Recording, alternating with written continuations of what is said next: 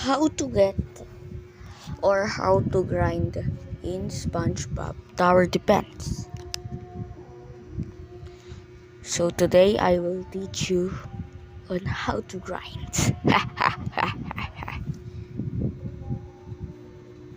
First, click on the auto clicker app or download it. After that, choose the multi-targets mode.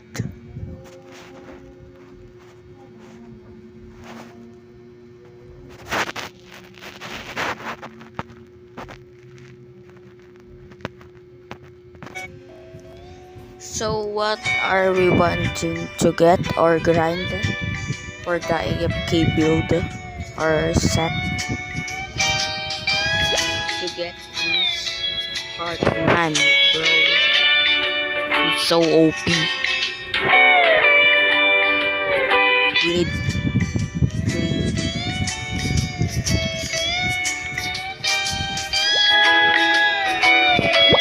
So we need 21 and 239 more chocolates.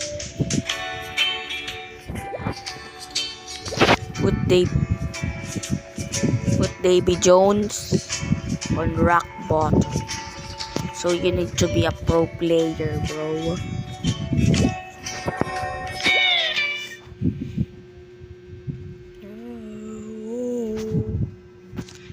Ito muna yan.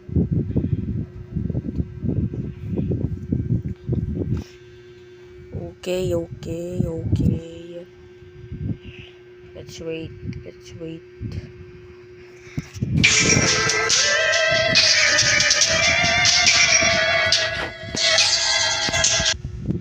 The noise is too loud, bro. Get to this place or walk to this place. The grammar is so bad, bro. Put this, yeah. So what the fuck, man? Put this thing, yeah. Go to this thing. Put your best unit. Then do this. Click the 7 next for more speed. Just wait. You will get damage for a bit, but it's still safe. Wait, bro. Let's just wait. Be patient. I will keep yapping since it's kinda boring, bro. Wave 10, bro. Let's go. So we place the unit. Blackjack SquarePants. I will turn up the so you can see. So yeah, do this build and AFK for a bit. Just stay on rock bottom.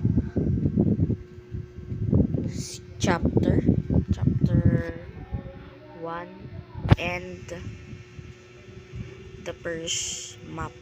I mean the first place. Don't get on level 2 since it's harder. So yeah, just do these steps. Bye, peace out.